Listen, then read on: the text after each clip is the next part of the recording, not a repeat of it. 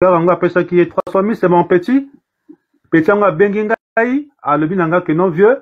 Vraiment, on a sali makarmo quoi, ou aba salinga, vraiment, mais qu'est-ce qui se passe? Alingo expliquer ngate, j'ai na insisté, pour na a expliqué nga. Oh non, député intel, à sala kinga boué, toke boué, to lit, tout ça là. Après, minga na hôtel, na chambre à fouti, après singambongo, à salinga. Minga, on a zolo kasunto to biente, kuna na simakuna, ezo bimsaka mai. Mesdames, Messieurs, peuple congolais, chers membres de la diaspora, individuellement et collectivement, du nord au sud, de l'est à l'ouest et au centre, tant au niveau citoyen qu'intellectuel, politique, militaire, religieux et ou spirituel, je vous informe que lorsqu'on a déjà franchi d'un côté les barrières de l'humanité, c'est-à-dire vous êtes au stade de la raison, de l'esprit critique, de la liberté, de la dignité, de la conscience, de la morale et de l'éthique qui va avec le droit et la morale. Et de l'autre côté, les barrières de la société et de la civilisation.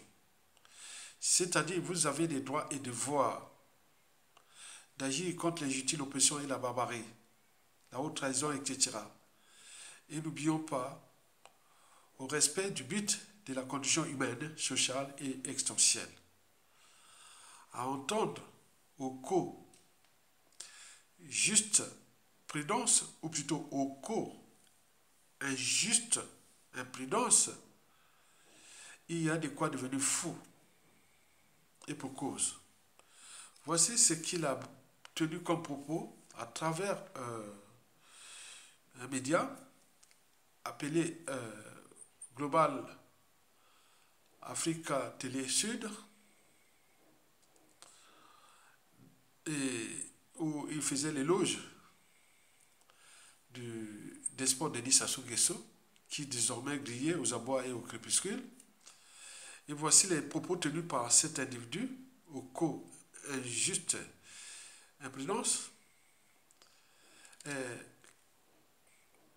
Le despote Denis Sassou Nguesso incarne, pour lui, le despote Denis Sassou Nguesso incarne la stabilité et la sécurité. Lorsqu'on entend ça, au regard de la condition humaine exécrable, intolérable, insupportable au pays, depuis le coup d'État, en passant par 2015, 2016, 2021 et aujourd'hui, il y a de quoi devenir fou. Et voilà la preuve que certains déjà naturalistes, auteurs du Code noir au XVIIe siècle, pensaient déjà. Est-ce que le noir est humain, l'Africain est humain? Est-ce qu'il est conscient de l'injustice, l'oppression et la barbarie qu'on fait contre eux? Et c'est pour cela qu'au XVIIe siècle, on avait introduit le Code noir, tapé le Code noir. C'est à cause des individus de type Oko, injuste, imprudence. Parce qu'il est là dans un média en Occident. Et donc, il y a des racistes et des suprématistes qui font l'Afrique, et notamment notre pays, ils frottent les mains. Quand ils voient que cet individu qui est installé en Europe, se dit que Sassou Nguesso incarne la stabilité et la sécurité. N'oublions pas les écrits de Ketia Safou-Banga, Madame Ketia Safou-Banga, aux éditions et livres en 2012, que l'ennemi du noir, chez le noir lui-même, l'ennemi de l'Africain, c'est l'Africain lui-même. Parce qu'il existe une certaine mentalité noire ou africaine et qui nuit gravement à l'évolution du continent noir. Écoutez d'abord ces propos-là et je vous expliquerai pourquoi il a tenu ces propos. Et après... L'histoire de Sassou Nguesso, ça me fait sourire un tout petit peu, mais c'est un sourire dramatique. ça m'amène vers le drame réel que vit l'Afrique.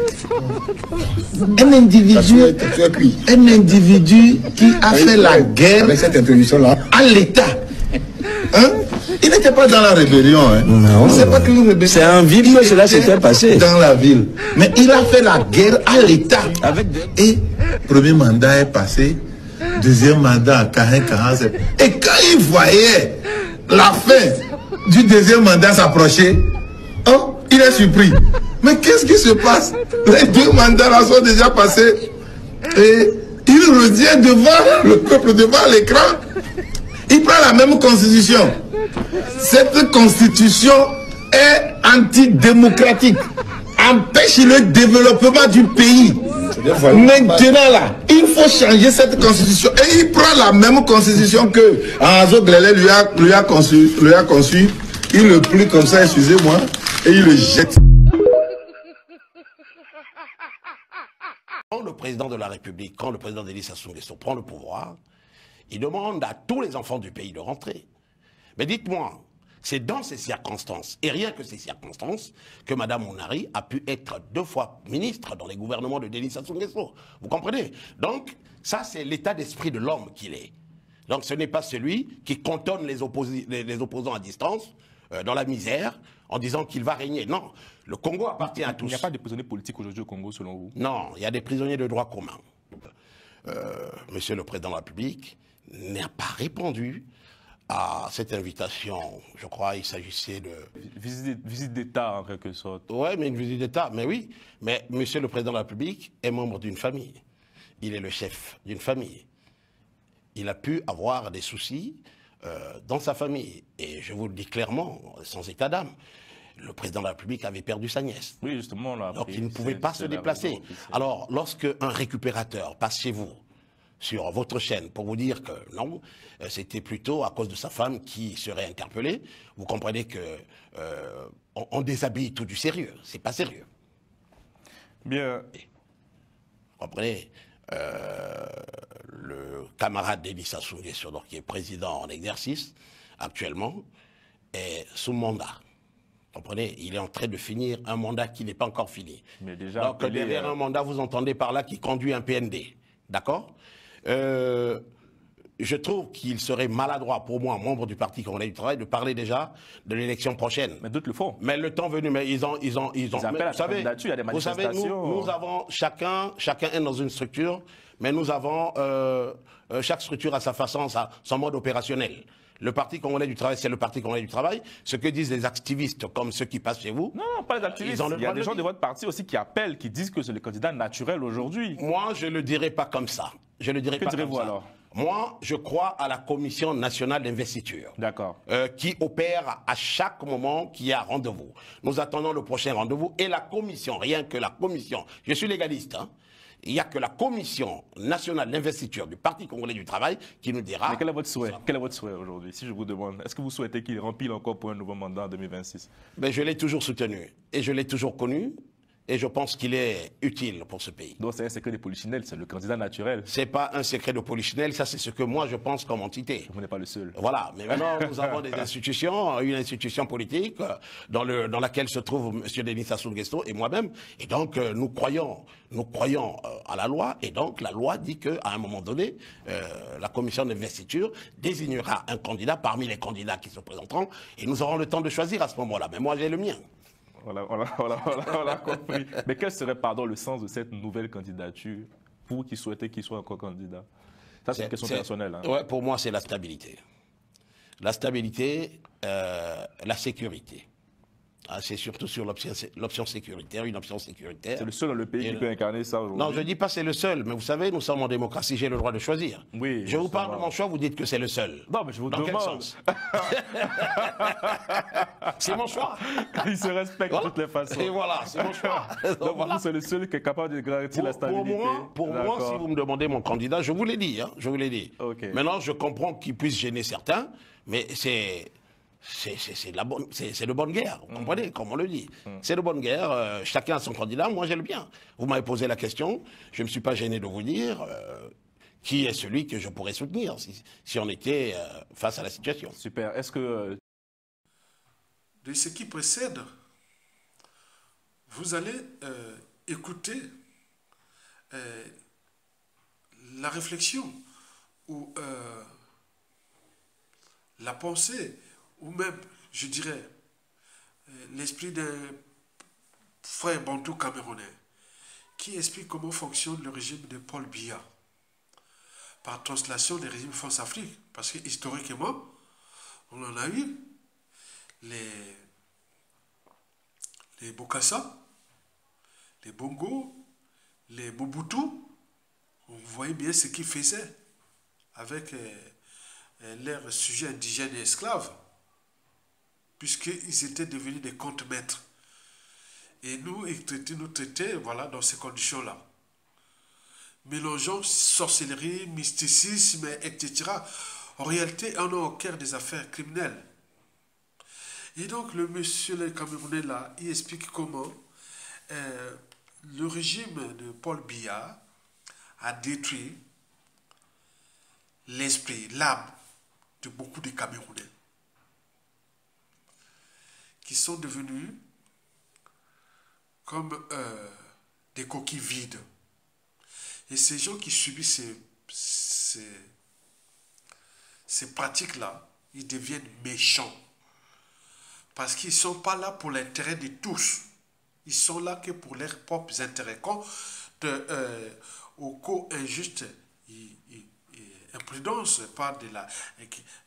pense que Sassou Nguesso incarne la stabilité et où la sécurité, il ne pense pas, ce n'est pas sa tête qui pense là, c'est un truc qui est dérangé. Et ces gens-là sont des gens très méchants. Chez nous, on regarde déjà du nombre de déclassés socio-professionnellement au pays. Le nombre de prisonniers politiques, d'exilés, souvent sans passeport. Et n'oublions pas le nombre d'assassinés ciblés de masse. Mais quelqu'un qui a une âme et une conscience, il lui manque quand même la prudence, ce monsieur-là, qui parle que ça c'est la sécurité et autres. Mais il ne pense même pas à lui-même, à ses enfants, petits-enfants, que ce pouvoir de chasseur n'est pas éternel. C'est pas possible. Comment on peut fabriquer des idiots comme ça? L'idiot, c'est celui qui ne sait pas le mal qu'il fait à lui-même et à ses proches amis et connaissances. Voilà celui-là qui s'affiche comme ça. Dans un pays qui est devenu problématique pour tout le monde. Même après Sassou Nguesso. Puisque chez nous, à chaque fois qu'on a un pouvoir, on a tendance à rendre justice soi-même. Le cycle de bourreau-victime est réversible. Et il balance ça. Bien entendu. Il a parlé que ça c'est la sécurité et autres. Mais dans tous ceux et celles qui ont perdu des êtres chers à cause des conditions de vie indignes, à cause des assassinats, qu'ils soient du nord, du sud, de l'est à l'ouest, vous imaginez, l'État est tellement sauf-foi. Parce que dans l'État, on ne sait pas qui est qui. On est bien d'accord? Mais là, venir balancer comme ça, j'ai dit, le monsieur-là, même son nom, il est injuste, il est imprudent. C'est bien écrit son nom. Hein. Injuste, imprudent, prénom, injuste, imprudent. Parce que ce que vous allez entendre là, c'est dans le sens et la signification des mentalités, habitudes et comportements de ceux qui sont aujourd'hui au Congo, au niveau des administrations, institutions et autres. Donc, on t'a brisé, Écoutez. Ce qui se passe au Cameroun n'a rien à voir avec l'homosexualité. Chez nous, c'est du satanisme.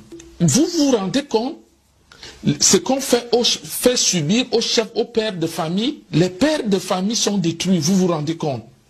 Imaginez-vous, dans une administration où tous ceux qui doivent avoir des promotions baissent la culotte. Ces gens, psychologiquement, sont complètement détruits. Ils ne peuvent pas travailler pour l'intérêt du pays. Ils savent qu'ils sont là, ils bénéficient à la force de leur derrière. Et c'est pour ça qu'ils sont méchants. Ils veulent tout détruire. Louche, dans la promotion, la formation des élites camerounaises. Que pouvez-vous nous dire à ce sujet? Oui, M. Moda, effectivement, fort de mon expérience à la police judiciaire et aux renseignements généraux, j'ai beaucoup appris. Et étant à la police judiciaire, j'ai vécu des situations inimaginables. Je rentrais le soir, j'étais incapable de dormir. Des épouses, des hautes personnalités, elles prenaient le courage à deux mains, elles venaient vers moi à la PJ, à la police judiciaire, pour se plaindre de leur mari. C'étaient des femmes complètement abattues. Et lorsque vous voulez savoir de quoi il était question, Bien sûr.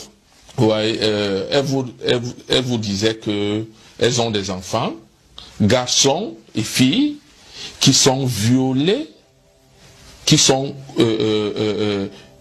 violés, oui, par leur père, le géniteur. Et ce n'était pas des personnes de petit calibre. Il s'agit des personnalités. Bon, dans ce genre de situation, on ne va pas interroger une personnalité sans avoir une autorisation de la hiérarchie. Bien sûr. Bon, parfois, tout au moins, la majorité de cas, je ne recevais pas d'autorisation. Et tout ce qui précède, mesdames, messieurs, peuple congolais, chers membres de la diaspora, et en particulier au co-injuste prudence, le savez-vous que toute dictature a durée de vie limitée et que Sassou va partir. Le savez-vous que Sassou a divisé déjà le Nord? Il a Kivette.